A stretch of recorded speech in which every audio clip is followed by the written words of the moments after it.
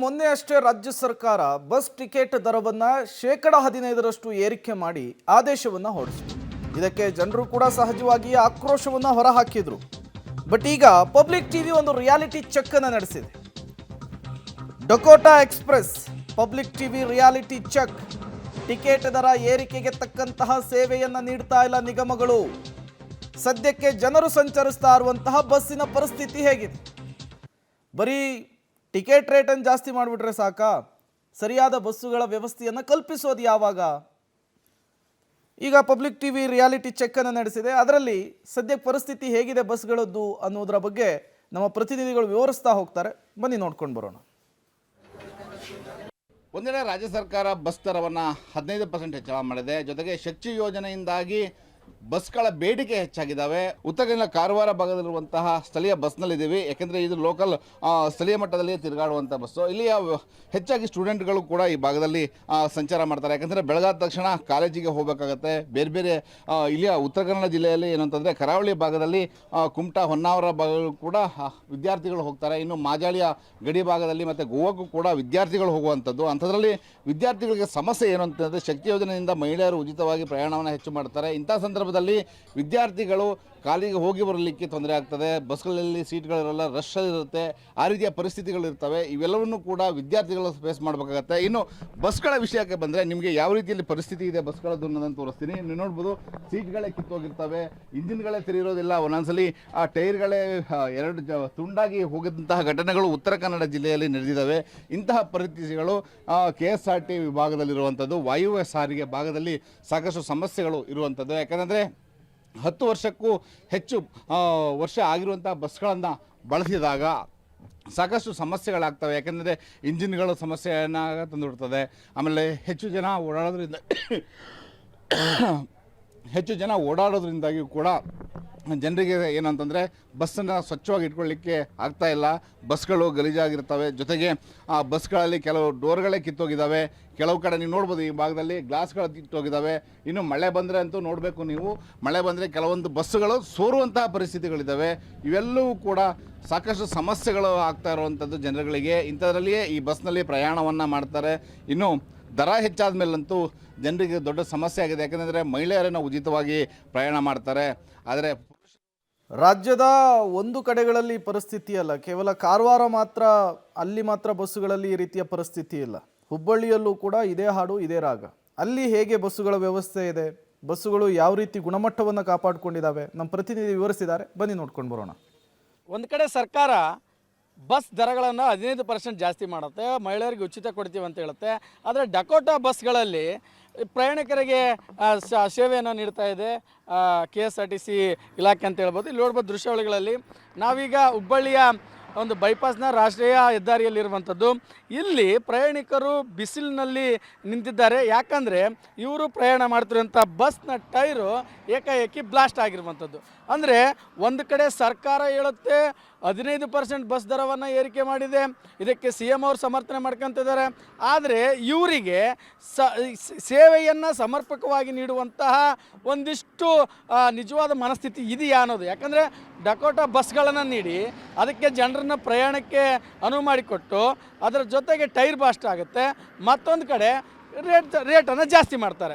ಅಂದರೆ ಪ್ರಯಾಣಿಕರ ಒಂದು ಪ್ರಾಣಕ್ಕೆ ಯಾವುದೇ ರೀತಿ ಆಪತ್ತು ಬಂದರೂ ಪರವಾಗಿಲ್ಲ, ಸರ್ಕಾರಕ್ಕೆ ಮಾತ್ರ ಲಾಭ ಬರಬೇಕು ಅನ್ನೋದು ಇದರ ದೃಷ್ಟಿಯಲ್ಲಿ ನೋಡ್ಬೋದು. ಟೈರ್ ಯಾವ ರೀತಿ ಬ್ಲಾಸ್ಟ್ ಆಗಿದೆ. ಸೊ ಇದು ಒಂದು ವೇಳೆ ಯಾವುದೇ ರೀತಿ ಪ್ರಾಣಾಪಾಯ ಆಗಿಲ್ಲ, ಚಾಲಕರು ಒಂದು ಇದರಿಂದ ಮನಸ್ಥಿತಿಯಿಂದ ಇವಾಗ ಅದು ಪ್ರಾಣಾಪಾಯದಿಂದ ಪಾರಾಗಿರುವಂಥದ್ದು. ಆದರೆ ಒಂದು ವೇಳೆ ಏನಾದರೂ ಅಪಾಯ ಆಗಿದ್ದರೆ ಏನು ಅನ್ನೋದು. ಇನ್ನು ಬಿಸಿಲಲ್ಲಿ ನೋಡ್ಬೋದು, ಬಿಸಿಲಲ್ಲಿ ಮಕ್ಕಳು ನಿಂತಿದ್ದಾರೆ, ಮಹಿಳೆಯರು ನಿಂತಿದ್ದಾರೆ, ವೃದ್ಧರು ನಿಂತಿದ್ದಾರೆ. ಒಂದು ಕಡೆ ಇಲ್ಲಿ ನೋಡ್ಬೋದು, ಈ ರೀತಿಯ ಒಂದು ಸಾಮಾನುಗಳನ್ನ ಇಟ್ಕೊಂಡು ರಸ್ತೆ ಬದಿಯಲ್ಲಿ ನಿಂತು, ಇದು ರಾಷ್ಟ್ರೀಯ ಹೆದ್ದಾರಿ, ಯಾವ ಒಂದು ಸುರಕ್ಷತೆಯನ್ನು ಸರ್ಕಾರ ನೀಡ್ತಾ ಇದೆ ಅನ್ನೋದು ಇಲ್ಲಿನ ಪ್ರಶ್ನೆ ಆಗಿರುವಂಥದ್ದು.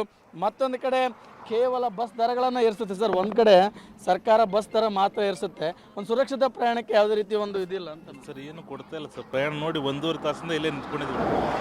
ಯಾವುದೋ ಒಂದು ಬಸ್ ಇಲ್ಲ, ಏನಿಲ್ಲ. ಅದೇ ಕಂಡಕ್ಟರ್ ಕೇವಲ ಕಾರವಾರ ಹುಬ್ಬಳ್ಳಿಯಲ್ಲಿ ಮಾತ್ರ ಈ ಪರಿಸ್ಥಿತಿ ಅಲ್ಲ, ಬಳ್ಳಾರಿಯಲ್ಲೂ ಕೂಡ ಇದೇ ಹಾಡು ಇದೇ ರಾಗ. ಅಲ್ಲಿಯ ಜನರು ಕೂಡ ಇದೇ ರೀತಿಯ ಪರಿಸ್ಥಿತಿಯನ್ನು ಅನುಭವಿಸ್ತಿದ್ದಾರೆ. ನಮ್ಮ ಪ್ರತಿನಿಧಿ ಸದ್ಯದ ಪರಿಸ್ಥಿತಿಯನ್ನು ವಿವರಿಸುವಂತಹ ಕೆಲಸ ಮಾಡಿದ್ದಾರೆ. ಬನ್ನಿ ನೋಡ್ಕೊಂಡು ಬರೋಣ. ರಾಜ್ಯ ಸರ್ಕಾರ ಸಾರಿಗೆ ಬಸ್ಗಳಲ್ಲಿ 15% ಟಿಕೆಟ್ ದರವನ್ನು ಹೆಚ್ಚಳ ಮಾಡಿದೆ. ಆದರೂ ಸಹಿತ ಇದುವರೆಗೂ ಬಸ್ಗಳ ಸುರಕ್ಷತೆಯ ಬಗ್ಗೆ, ಅದ್ರ ಜೊತೆಗೆ ಪ್ರಯಾಣಿಕರ ಸುರಕ್ಷತೆ ಬಗ್ಗೆ ಗಮನವನ್ನು ಹರಿಸಿಲ್ಲ. ಹೀಗಾಗಿ ಬಳ್ಳಾರಿ ಜಿಲ್ಲೆಯಾದ್ಯಂತ 40%ಕ್ಕೂ ಹೆಚ್ಚು ಬಸ್ಗಳು ಇದುವರೆಗೂ ಸಹಿತ ಡಕೋಟಾ ಬಸ್ಗಳೇ ಸಂಚರಿಸ್ತಾ ಇರುವಂಥದ್ದು. ನಾನೀಗ ದೃಶ್ಯಾವಳಿಗಳಲ್ಲಿ ತೋರಿಸ್ತಾ ಹೋಗ್ತೀನಿ. ಕಲ್ಯಾಣ ಕರ್ನಾಟಕ ಸಾರಿಗೆ ಅನ್ನುವಂಥ ಕನಿಷ್ಠ ಬೋರ್ಡನ್ನು ಸಹಿತ ಹಾಕದೇ ಇರೋ ರೀತಿಯಲ್ಲಿ ಇಲ್ಲಿನ ಅಂದರೆ ಒಂದು ಸಾರಿಗೆ ಇಲಾಖೆ ಅಧಿಕಾರಿಗಳು ಸಂಪೂರ್ಣವಾಗಿ ನಿರ್ಲಕ್ಷ್ಯವನ್ನು ತೋರಿಸ್ತಾ ಇದ್ದಾರೆ ಅನ್ನುವಂಥದ್ದು ಕಾಣಿಸ್ತಾ ಇದೆ. ಕಲ್ಯಾಣ ಕರ್ನಾಟಕ ಸಾರಿಗೆ ಅನ್ನುವಂಥ ಬೋರ್ಡ್ ಇರಬೇಕಾಗಿತ್ತು, ಅದು ಕೂಡ ಇಲ್ಲ. ಅದ್ರ ಜೊತೆಗೆ ಬಸ್ಸಿನ ಒಂದಿಷ್ಟು ಇದೆಲ್ಲವೂ ಕೂಡ ಕಿತ್ತು ಹಾಳಾಗಿ ಹೋಗಿರುವಂಥದ್ದು, ಇದೆಲ್ಲವನ್ನೂ ಕೂಡ ರಿಪೇರಿ ಮಾಡುವಂಥ ಯೋಚನೆ ಸಹಿತ ಅಧಿಕಾರಿಗಳು ಹೋಗಿಲ್ಲ. ಆದರೆ ಸರ್ಕಾರ ಮಾತ್ರ 15% ಬಸ್ ಟಿಕೆಟ್ ದರವನ್ನು ಏರಿಕೆ ಮಾಡೋದ್ರ ಮೂಲಕ. ಇನ್ನು ಹಾವೇರಿಯಲ್ಲೂ ಕೂಡ ಬಸ್ಗಳ ಪರಿಸ್ಥಿತಿ ಹೀಗೆ ಇದೆ. ಪಬ್ಲಿಕ್ ಟಿವಿ ರಿಯಾಲಿಟಿ ಚೆಕ್ನಲ್ಲಿ ಮತ್ತೇನೆಲ್ಲ ಗೊತ್ತಾಗಿದೆ ಬನ್ನಿ ನೋಡ್ಕೊಂಡು ಬರೋಣ.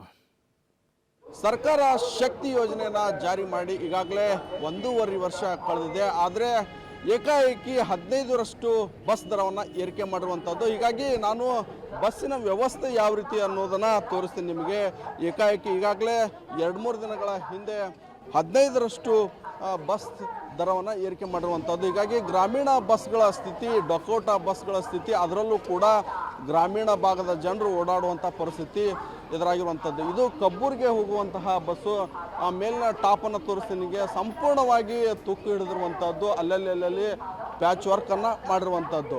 ಅಂದರೆ ಇದೇ ರೀತಿಯಾದಂಥ ಬಸ್ ನಿರ್ವಹಣೆಯಲ್ಲೂ ಕೂಡ ಅವರಿಗೆ ಹಣ ಇಲ್ಲ ಅನ್ನೋದು ಗೊತ್ತಾಗುತ್ತೆ. ನಾನು ವೀಲನ್ನು ತೋರಿಸ್ತೀನಿ ನಿಮಗೆ. ಎಲ್ಲ ರಿಮೂವ್ ಆದಂತಹ ವೀಲ್ಗಳನ್ನು ಬಳಸ್ತಿರುವಂಥದ್ದು. ಅಂದರೆ ಅದ್ರ ಮೇಲೆ ಟಯರ್ನ ಹಾಕಿ ರಿಮೂವ್ ಆದಂತಹ ಎಲ್ಲದಕ್ಕೂ ವೇಸ್ಟ್ ಆಗುವಂತಹ ಬೇರೆ ಬೇರೆ ಹೊಸ ಟಯರ್ಗಳನ್ನು ಹಾಕಬೇಕು. ಆದರೆ ಅದಕ್ಕೆ ಸುತ್ತಾದಂತಹ ರಿಮೋಟ್ ಟೈರ್ಗಳನ್ನು ಬಳಕೆ ಮಾಡಿರುವಂಥದ್ದು. ಅಂದರೆ ಯಾವುದೇ ರೀತಿಯಾದಂಥ ಸ್ಥಿತಿ ಇಲ್ಲದಂತಹ ಬಸ್ಗಳನ್ನು ಓಡಿರುವಂಥದ್ದು. ಸ್ಟೆಪ್ಗಳನ್ನು ತೋರಿಸ್ತೀನಿ ನಿಮಗೆ, ಎಲ್ಲವೂ ಕೂಡ ಪ್ಯಾಚ್ ವರ್ಕ್ಗಳನ್ನು ಮಾಡಿರುವಂಥದ್ದು.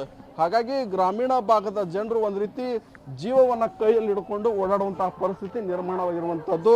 ನಾನು ದೃಶ್ಯದಲ್ಲಿ ತೋರಿಸ್ತೀನಿ ನಿಮಗೆ. ಡಕೋಟಾ ಬಸ್ಗಳ ಸ್ಥಿತಿ ಯಾವ ರೀತಿ ಇದೆ ಅಂತಂದರೆ, ಎಲ್ಲವೂ ಕೂಡ ಸ್ಟೇರಿಂಗ್ ಕೂಡ ಏನು ಡ್ರೈವರ್ ಚಾಲಕ ಯಾವುದೇ ರೀತಿಯಾದಂತಹ ಏನು ಸರಿಯಾದಂಥ ವ್ಯವಸ್ಥೆ ಇಲ್ಲದೆ ಓಡಾಡಿಸುವಂಥ ಪರಿಸ್ಥಿತಿ. ಗೇರ್ಗಳನ್ನು ಇಲ್ಲಿ ಬಟ್ಟೆ ಕಟ್ಟಿರುವಂತಹ ಸ್ಥಿತಿ ನೋಡ್ಬೋದು ನಾವು ದೃಶ್ಯದಲ್ಲಿ.